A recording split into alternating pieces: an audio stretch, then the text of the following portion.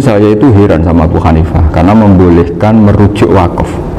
Wakaf itu kan nggak boleh ditarik kembali dalam mazhab Syafi'i dan hampir semua ulama bilang gitu. Tapi kalau kata Abu Hanifah, jika nazir yang nerima itu tidak sesuai rencana kita, keinginan kita, itu boleh narik kembali. Fa innal waqfa atiyatun mahdhah, kata beliau. Wakaf itu ya pemberian normal saja. Suatu saat ada peristiwa gini Pak Arifin, ya, ada orang kaya raya mewakafkan tanah itu senilai kalau nggak salah itu 60 miliar. Singkat cerita beliau bermain apa itu, bisnis apa itu bangkrut. Kemudian itu belum disertifikatkan wakaf. Kemudian nggak ada yang disawang Coro Jowo, nggak ada yang dilihat, terus mau dibeli sama menurut saya sampai yang mau beli yang mampu itu non muslim. Singkat cerita ada orang kaya muslim yang mau beli itu, tapi ada problem karena itu wakaf. Tapi kalau nggak dibeli itu malah dibeli non muslim. Tanya saya jawab nggak apa-apa, dibeli saja, ikuti mazhab Abu Hanifah. Karena kalau mazhab Syafi'i itu nggak sah semua pembeliannya. Tapi apa artinya mazhab kalau kita berpikir nggak sah, tapi yang jual melakukan? Nah itu yang nggak dipikirkan oleh orang-orang fikih yang di Menara Gading. Apa gunanya kita bilang nggak sah, tapi yang punya tanah tadi tetap menjual, karena tidak mengindahkan hukum itu. Mau apa coba? Makanya saya bilang bagi Kiai Tangkus itu nggak ada kaulnya dalam mazhab Syafi'i. Saya bilang kamu mengharamkan itu tidak ada gunanya, karena itu tetap dilakukan. Jadi kita pertimbangannya tidak itu, daripada dikuasai situ mendingan kita. Betul. Nah itu sisi-sisi fikih. Makanya ini kita ngaji fikih tidak segampang itu memberi fatwa, karena pertimbangannya banyak Pak. Dari hitam putih gitu maksud saya. Ini cerita. Jadi nanti kamu ngerti. Jadi mau apa coba? Itu kan ibarat gini. Hukumnya kita ngajar perempuan itu masalah sebetulnya secara, karena itu ajnabiyah. Tapi fakta mentoleransi li ajli ta'lim, karena untuk belajar gak apa-apa. Kalau sudah jadi fakta itu ribet. Dia maunya belajar sama kamu, dan sekali kamu tidak mau belajar ke yang lain yang potensi menyesatkan. Jadi fakta bukan masalah nazar lagi, sudah penyelamatan. Ribet kan kalau sudah begitu. Saya punya kenangan yang menurut saya itu harus jadi trauma. Siapapun harus jadi trauma. Ini cerita sedikit. Ini masih ngaji fikih, pertimbangan. Ada orang itu sangat khusyuk, sangat khusyuknya di rumahnya Pak Wafa itu nggak ada TV, nggak ada motor, nggak ada apa saja. Ketika anaknya berkembang agak dewasa, itu pertama naik motor itu ya utang jasa sama kawan-kawannya. Pertama dia melihat nikmati TV ya dari kawan-kawannya. Dorong Jawa, mbek tanggane lah. Padahal orang tuanya ini protektif justru karena banyak tangganya sih nggak pati Islami lah.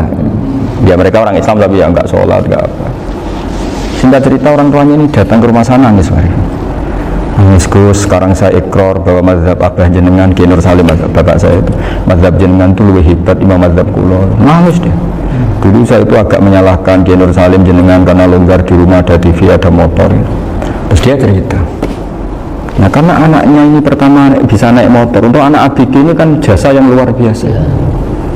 Karena dia butuh sekali bisa naik motor, dipinjemin. Akhirnya hasil anaknya ini yang saya merantau ke Jakarta kemana, hanya lam yusalli wa lam yasum. Padahal anaknya ya di kampung. Terus tak ceritanya nih. Akhirnya dia tanya, kenapa sih Gus jenengan sama Abah kok longgar gitu sama anak? Tak ceritani gini Pak Arifin, menurut ilmu al-insan abdul ihsan, manusia itu budaknya kebaikan. Karena utang jasanya sama anak ini, ya dia akan anggap anak ini. Sementara kenangannya mbak jenengan mbak amui, tidak boleh. Dia baru ngakui, ya saya itu saya hanya khusyuk tapi kurang ilmu. Tadi dia hanya berdasar khusyuk. Bocah kok mendelok TV, kan pikirannya hanya gitu. Ini cerita ilmu, saya bukan menjustifikasi mana, ini kan cerita ilmu Pak Arifin ya. Jadi semuanya itu ada hitung-hitungannya.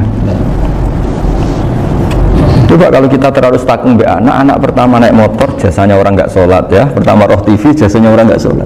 Coba terikatnya anak ini sama kita apa sama orang itu? Sama orang itu. Bayangkan kalau umur ABG, kalau umur sak pari pun Pak Wafa ini nafsu astagfirullah kan. Ayo cok tua nome orang. Gaya tok, orang tua ada khusus gaya tok. Aslinya namanya bodoh itu. Ya saya sama-sama semua. Cuma saya akan lebih jujur dari biasa. Jadi orang itu harus ngitung gitu. Itu kenapa Mbah Mun itu kayak alim alama. Setahu saya dalamnya ada TV. Putra-putra ini lihat TV.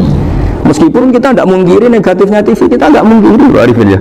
Tapi tadi ketika anak-anak ABG itu pertama lihat TV jasanya tombol ini. Kalau kebetulan tanggane wong soleh nggak masalah ya. Kalau enggak, Itu nangis ke rumah saya itu, ya Allah. Nyesel dia. Tidak bisa bilang gini, ini jenengan tiang soleh, mesti anak jenengan suatu saat kembali. Cuma pola jenengan harus ubah. Ini hebatnya Nabi. Ketika Sayyidah Aisyah masih kecil, minta diperlihatkan Li'bul Habasyah. Itu diturutin kan masyhur itu. Kayak apa Nabi? Karena kalau nggak diturutin, pasti Sayyidah Aisyah akan mengidolakan mainan yang lain yang di luaran sana malah. Itu karena Nabi punya kearifan tadi. Jadi ini kan ilmu, lagi-lagi ilmu. Jadi yang semua itu harus baca dengan ilmu. Makanya kata Nabi, ad-dunya mal'unatun mal'unun fiha illa dzikrawah wa ma'alalahu aw aliman aw muta'alliman. Karena dunia ini hanya bisa dibaca dengan ilmu. Yang diridai Allah maksudnya hanya bisa